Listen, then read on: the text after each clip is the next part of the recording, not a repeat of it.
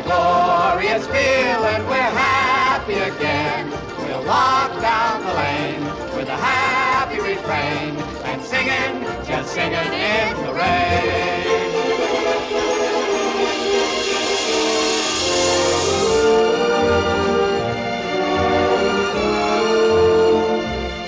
Hold it, Dexter! Well, Mr. Simpson, we're really rolling. Yeah, well, you can stop rolling at once. Huh? Don, Lina. All right, everybody, save it! Save it. Tell them to go home. We're shutting down for a few weeks. What? Well, don't just stand there. Tell them. Everybody go home until further notice. What is this? Yeah, what's the matter, R.F.? The jazz singer. That's what's the matter. The jazz singer. Oh, my darling little mammy, now little mammy, my little No, this is no joke, Cosmo. It's a sensation. The public is screaming for more. More what? Talking pictures. Talking pictures. Oh, it's just a freak. Yeah, what a freak. We should have such a freak at this studio. I told you talking pictures were a menace, but no one would listen to me. Don, we're going to put our best feet forward. We're going to make the dueling cavalier into a talking picture.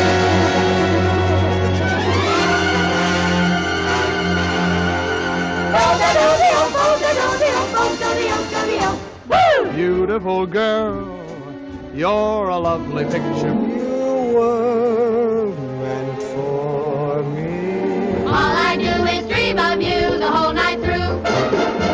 You're all my lucky charms. I love you.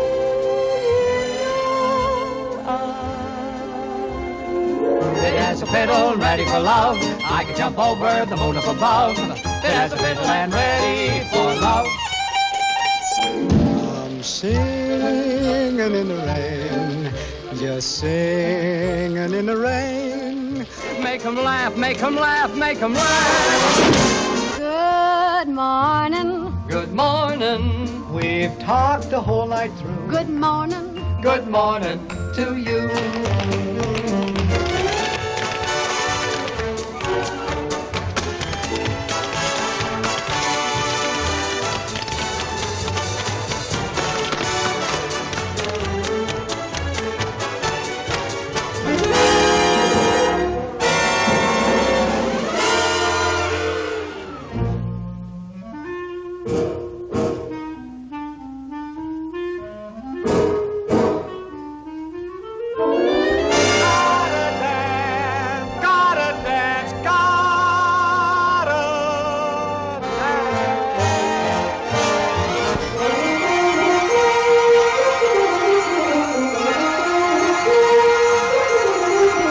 Broadway rhythm, it's got me. Everybody dance.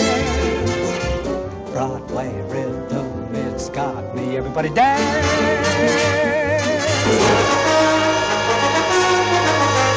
When I hear that happy beat, feel like dancing down the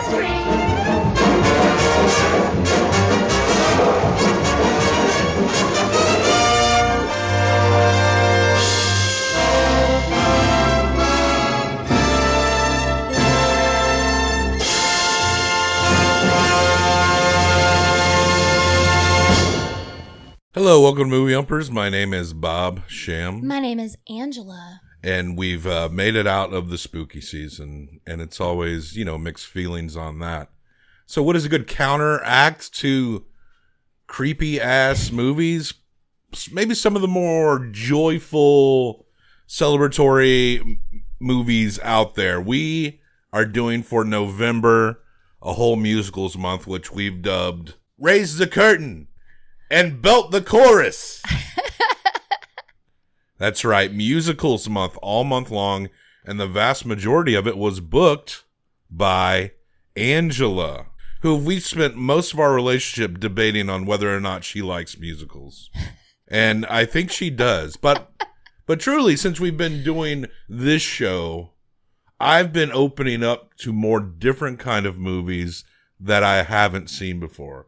I've discovered that as long as the romance is palpable, I love a romance film, right? And I actually really thought that the movie we're discussing today is a ton of fun. But what's weird about musicals, and it's different than all other subgenres, is that this isn't the initial form of most of these ideas and performances, these are adapted from stage shows. So you got that influence, that style from the stage coming in onto the film, and it might seem strange when you're watching if you're not used to them, the overtness of it. I do think this one was made for the movies because it's a Gene Kelly production. Like White Christmas is a stage show and so is Singin' in the Rain, but I think they were movies first because of who they're in and the time they were made. I picked this one, though, because it's one that I have never seen.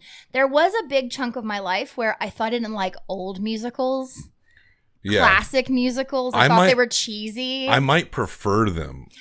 Now I do. There's something that has also changed in me doing this show where I am able to look at things that I might have dismissed in the past or not cared to see, truly enjoy them most of the time if they're well made, and this is a well made movie. Absolutely. It's so much fun. We're talking about the movie Singin' in the Rain, your grandmother's favorite film from 1952, directed by Gene Kelly and Stanley Donen, written by Betty Comden and Adolph Green, starring Gene Kelly, the rather amazing Donald O'Connor, Debbie Reynolds in her first major feature film role, Gene Hagen as a shallow movie star with a terrible voice with no talent, and Sid Charisse, who was the slinky spidery looking lady that's in the movie. She shows up in a lot of these classic musicals. So Singin' in the Rain was a movie first, as we've just discovered, but it still has the influences, that style of stage production. This is a movie that was made in the 50s, but it is set at the end of the silent film era. Which I didn't catch at first, but I saw their styles and how they were dressed, and I guess I know a little bit about, entertainment history, so I recognize that they seem to be dressed weird for even the 50s, and then they were like, oh, we're coming out of the silent era, and talkies are coming in, and I think the jazz singer at the time was the big talkie that blew up, that changed the nature of how these performers' lives would be going forward. And they talk about the jazz singer in this movie because the jazz singer comes out and is a big hit. And so they realize, Monument Movie Company realizes that they have to turn their next movie into a talkie or people are going to think that they're not with the times. We got Gene Kelly as Don Lockwood, and his buddy Cosmo Brown is played by Donald O'Connor. And Gene Kelly is an old silent film star. And there is a woman named Lina Lamont is played by Gene Hagen. And her character was a silent film star who benefits from the fact that it's silent film and doesn't get to use her voice. For heaven's sake, what's the big idea? Can't a girl get a word in edgewise? After all, they're my public too. And the reality is, she can't act, she can't sing, and she can't dance. A triple threat. Yeah. Her only role is to really stand there and silently emote.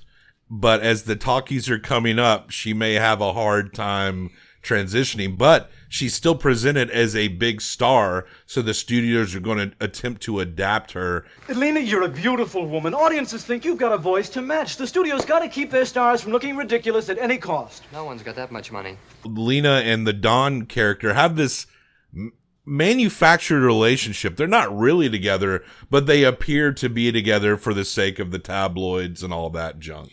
He tried to talk to her the very first day they met when he was a stuntman years ago, and she brushed him off. So nothing's ever happened between them, because then when she found out he was going to star in a film, she tried to cozy up to him, and he was like, I'm sorry, no. The montage of stunts when he's recollecting his career is wild.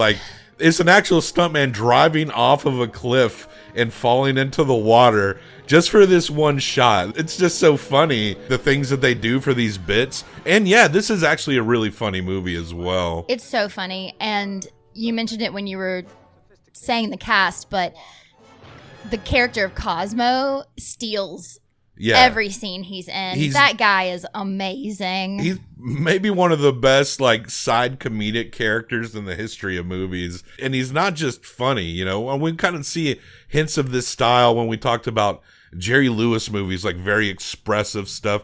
Jerry just kind of goes like balls to the wall to where 100% of the time. It just seems like, okay, like you're overdosing on the humor, but it feels like that kind of humor, but a lot more balanced, that Looney Tunes like sensibility. He feels like a real person, and when he does that stuff is when he's either trying to make someone laugh or he's performing. That's his bit. He's the laugh guy. He's the guy with all the one-liners and the funny things to say. Hey, Claude, do something. Call me a cab. Okay, you're a cab.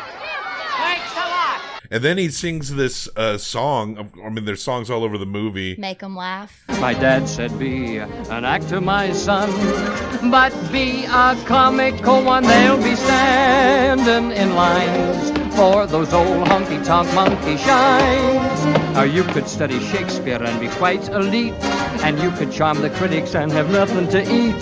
Just slip on a banana peel, the world's at your feet. Make him laugh, make him laugh, make him laugh. These songs are so wonderful that they have a life of their own outside of this movie. I know that song, the Good Morning song, and Singin' in the Rain. Yeah. Most folks have heard of that. Well, I've heard about all of these songs in other ways. Like people have sung them in other environments, or they've just come up. Or I think Looney Tunes themselves mentioning that will loop back and use show tune songs in their stuff. So that's probably the first time that format is probably the first time I've heard a lot of show tunes and classical music, you know. But when we got when Cosmo's dancing during Make 'Em Laugh, I'm just like tired just watching these people. Gene Kelly, I'm not sure how old he is in this movie. He's probably not that much younger than we are right now, is my guess. The level of talent here is pretty unreal. Yeah, it's amazing. And at this point, by the 50s, you know, we're a lot closer to those vaudeville influences. A lot of the singing and performing stars, when they were children, came up in that system.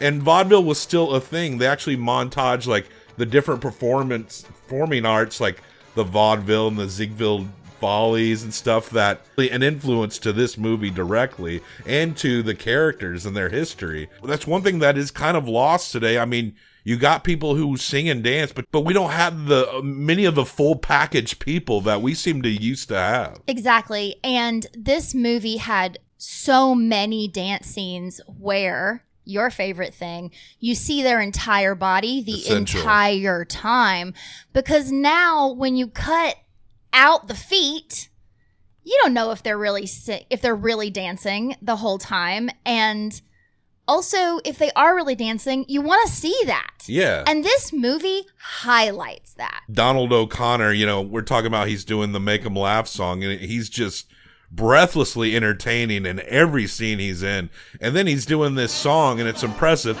And then he does a fucking wall run up where he fucking backflips off the wall. He does it twice in a row. And he does it twice in a row, and it's like, holy shit. Like, how can you not be impressed by this display? And Gene Kelly's ability, who's no slouch on the dancing himself. I mean, he is co-director of this movie just for how he's able to organize these dancing numbers. He also has, like, great comedic timing. I'd rather kiss a tarantula. But you don't mean that. I don't. Hey, Joe, bring me a tarantula. Lina Lamont is going to transition into talkies, but her voice sounds horrible. Even when they're doing publicity for the silent films, they don't let her talk. They speak for her. He always butts in and talks for her. Also, she is really dumb, and she believes what the tabloids say, so she thinks she's in a relationship with Don, even though they've never spent any time together, not on set. Yes, they kiss all the time, but it's for the movie. Just her shallowness, like her starlet shallowness, is the villain of the movie, more so than the movie producer who's the reason she's being shoved in this in the first place. And then by the end, he's like, all right, we got to figure out how to get her out of here. But they're doing this movie that's like a period piece, and they're having a hard time getting her to even talk into the microphone properly. Shouldn't have flirting with dangerous. They will surely find you out. What? So she's just moving her head all over the place. They try to attach the microphone to her in various ways, and it just never works. There is a terrible screening that they show some people where she's playing with her pearls the whole time, and you can hear that above anything else. What's that? The thunderstorm outside? It's those pearls, Mr. Simpson.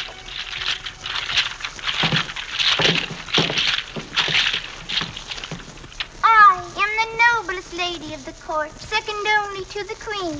Don's character is all right because he can sing and dance at the very least, but poor Lina doesn't have anything else going for her but her looks. Don, getting out of this producer party or some shit, he goes outside. I forget why. He's on the run. When they got out on the sidewalk, before they could call a car, fans mobbed him. Right, and started ripping at his clothes. And so he just took off running. So he finds himself in the car with a young Debbie Reynolds, Princess Leia's mom.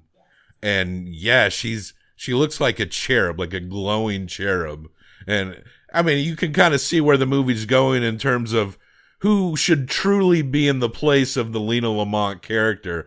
When she meets him, she knows who he is, but she's playing a little hi-hat, like she's not impressed like all of these other fans ripping your clothes off. She's a stage actress. A stage actress. But at least the stage is a dignified profession. And what have you got to be so conceited about? You're nothing but a shadow on film. A shadow. You're not flesh and blood. Oh, no. Stop! What could I do to you? I'm only a shadow. You keep away from me. Just because you're a big movie star, wild party, swimming pools, you expect every girl to fall a dead faint at your feet. Well, don't you touch me. Fear not, sweet lady. I will not molest you. I am but a humble jester. And you are too far above me. She rejects his advances, sort of, but she's a little flirty back, but she's playing it very straight.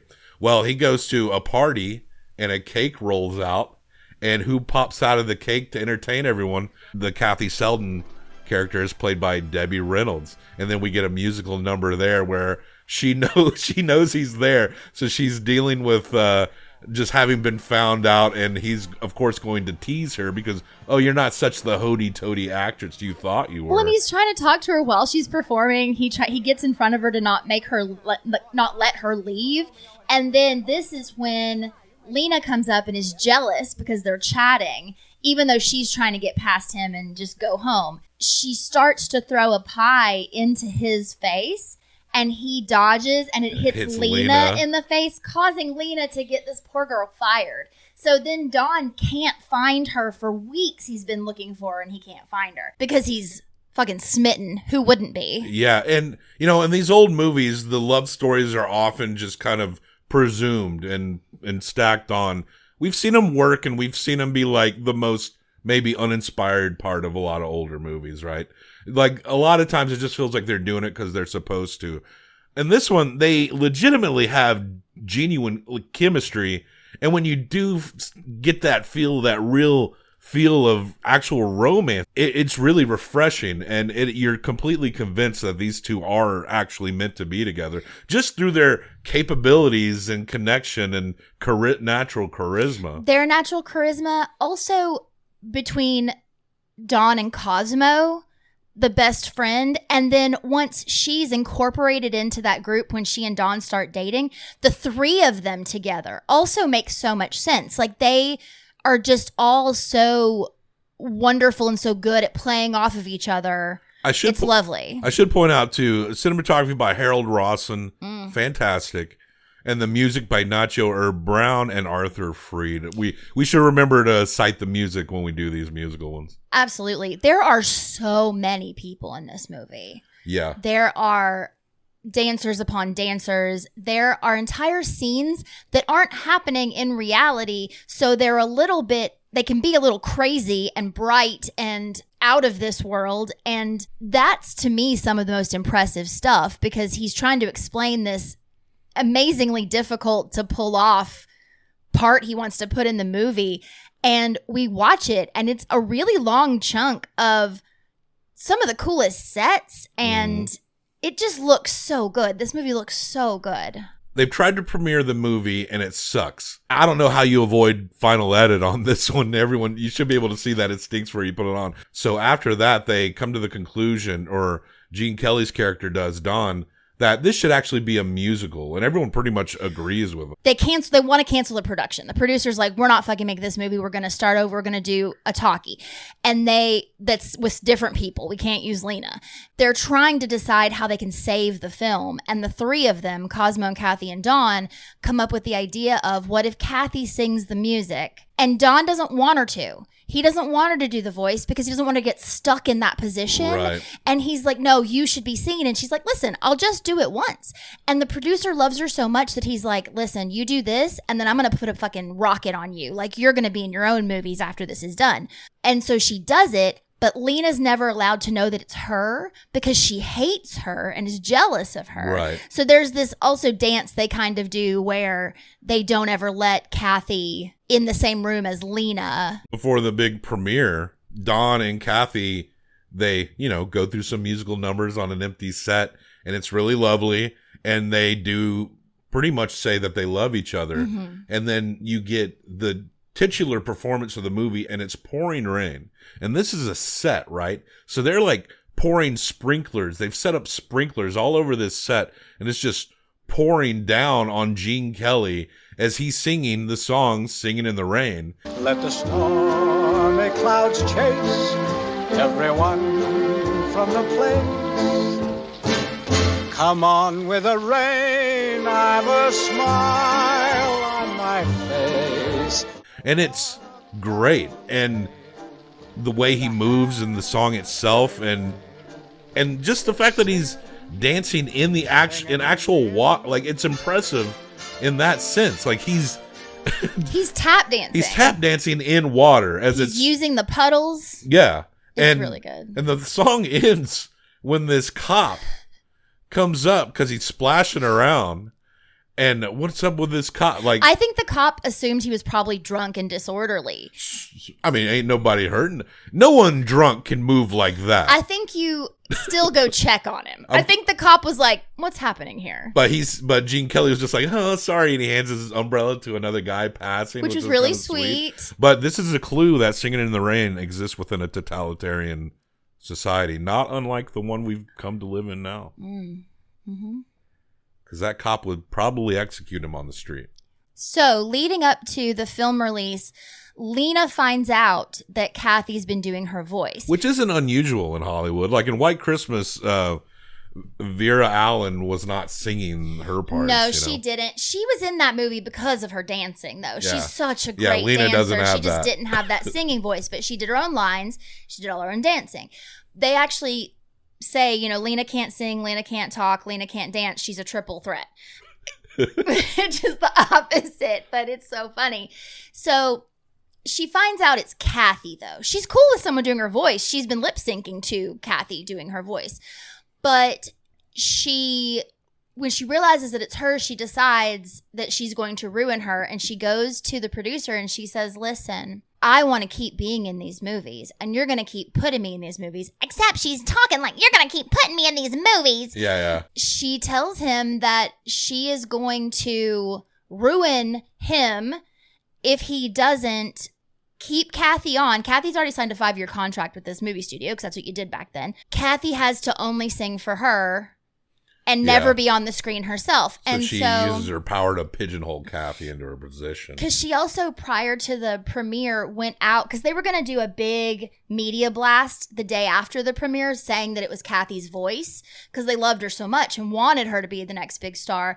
And Lina went out the day before the premiere and did interviews with every newspaper that she was singing herself, and it was so great to be in this musical, and they're all talking about how great she is. When they're talking about how they're going to do it, we go into this big montage of Gene Kelly dancing opposite Sid Charisse and other stars, and it's like all over the place, singing about Broadway and stuff like that. And that's when he does like the big imagining scene. Yeah, and I forgot for a second. I was like, "Are we watching the actual movie?" And then when it's all said and done, it's like 15 minutes. Yeah, it's a lot. Minimum montage, and then it cuts back to Gene Kelly in the office with the producer and Cosmo, and he's like, Well, that's the idea of the number, RF. What do you think of it? I can't quite visualize it. I'll have to see it on film first. I can't envision it. I'm going to have to see it. It was so funny. Like, some of these lines are so funny. But there's some great dances there with Charisse and other people. And with the flowing gown stuff going up and down these steps. It's beautiful. Like, really well shot.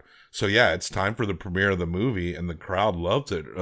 Fucking Lina's voice. Who would have thought that it would be this good? Yeah, they're whispering to each other. I can't believe that she sounds like this. I love her so much. She's the best. And then they have this confrontation backstage where it all comes to light that Lina's trying to lock Kathy into this only can be her voice role.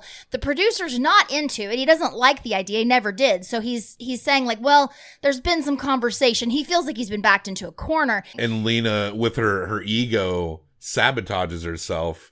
And yeah, she wants to go talk for herself. Yeah, because she's like, y'all never let me talk. I'm going to speak to they love me. I'm going to speak to my fans. And so she comes out there with her super high, brash voice with her accent. And the crowd is like, whoa. And then someone goes, just sing, Lina. That's what we want. We want to hear you sing. And they go to Kathy, and they're like, Kathy will stand back from there and sing for you. You mean she'll be back of the curtain singing, and I'll be out in front doing, like in the picture? That's right. What? You gotta do it, Kathy. This thing is too big. Of course she's got to do it. She's got a 5-year contract with me. Get over to that microphone, Selden. You heard him, Kathy. Now do it. I'll do it, Don. I'll do it, but I never want to see you again, on or off the screen. She goes behind the curtain, and you see what's coming. Spin number on the end and just open the curtain. And then the crowd, as Lina is singing, well, lip singing, the curtains open, and they see Kathy is behind her and that she's been singing the whole time. And Lina gets mad when she sees her, and Kathy starts to leave. Cosmo taps her out at one point and starts singing as well to make it sound like his voice is Lina's voice. And so Kathy is embarrassed and upset, and she starts to run away through the crowd. And then Don gets on the mic and is like, ladies and gentlemen, stop that girl. That girl running up the aisle. Stop her. That's the girl whose voice you heard and loved tonight. She's the real star of the picture, Kathy Selden. And then she turns around, and she's got like these tears pouring down her face, and then everyone knows that Kathy's the true star, and I guess the silent era is in the dust. She runs up on stage, and they're in love. Yes, and now we move forward into the talkies world.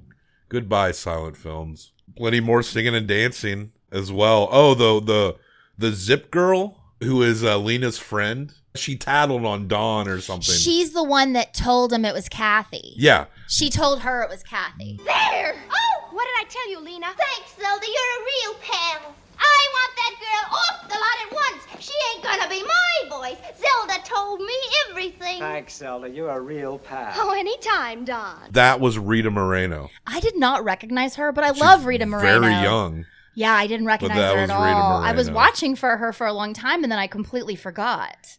Wow. We'll see Rita Moreno much more this month. So that's Singin' in the Rain from 1952, a very well-regarded musical film. This is in a lot of top 10 lists that people put together who know this stuff. And I gotta say, I had a ton of fun watching the movie. I can't deny its enjoyability. 1 through 5 each, what do you give it? I think it's a 5. I think so, too.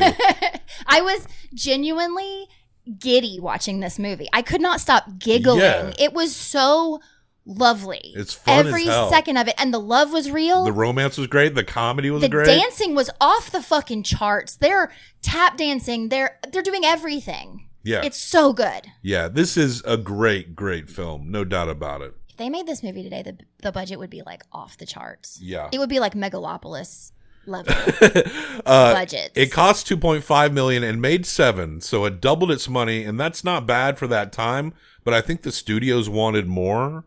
But over the years, this movie just became more and more cemented in film history. All right, folks, take a look. Singin' in the Rain by Gene Kelly and Stanley Donen from 52 is in between the films RRR by S.S. Rajamouli and Andrei Tarkovsky's Stalker. both amazingly fun films that are very different than Singin' in the Rain. RRR has very fun moments and dancing. Actually, RRR is much closer than, Stalker at least. Yeah. So, yes. I had this idea that for each episode this month we would end and like the desk and chairs would pull back and do a big production and then we would do all these synchronized dances, but my back's been a little rough, so I don't think we're going to be able to do that for each episode this month. Yeah. And I wrote all this material out, but we'll find another place for it. But check the show notes for links, other places to find us, like, subscribe, leave a comment, let us know what you think of Singin' in the Rain, your grandmother's favorite movie, and one of ours. What are your favorite musicals? Let me know. Let us know, all right? Now, what are we going to sign out on? Happy Thanksgiving. Oh, cool. Say good morning. Good morning. Rainbows are shining. Good morning. Good morning. Bonjour. Bonjour. Buenos dias. Muchas frias. Buongiorno. Buongiorno. Good morning. Guten Morgen. Good morning.